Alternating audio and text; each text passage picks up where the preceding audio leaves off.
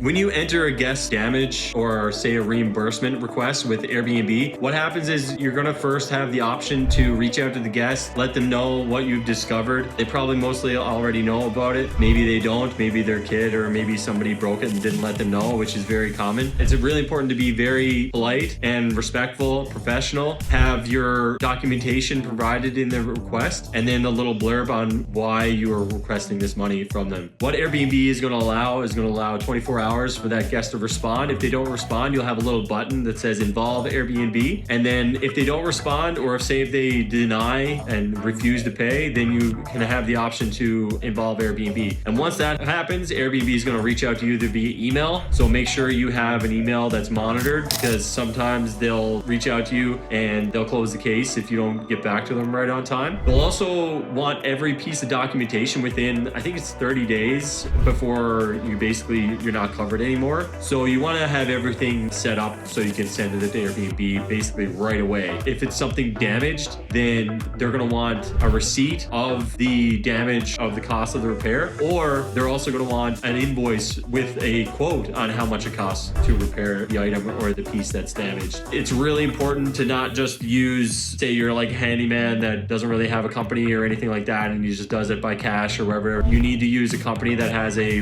proper letterhead, has a proper BST, business number. Airbnb is going to want to know that. And in some cases, they're going to want to know, they want you to share their business page, their website, to prove that this is a legit company, because there is lots of insurance fraud going on where people just make up a receipt and send it in and think that's going to work. It's not going to work. Airbnb is going to flag that, and then you don't want that to be on your account. So that's really important. Timestamp photos, obviously, that we've talked about before. And then it's really, really important to read Airbnb's policy and tailor your message to Airbnb and citing their policy, letting them know this is why I should be reimbursed this money and these are the rules that the guest broke. That's a really, really good, powerful tool. Basically, you want to think about the Airbnb rep who you're talking to and make their job as easy as possible so that you can get your money as quick as possible.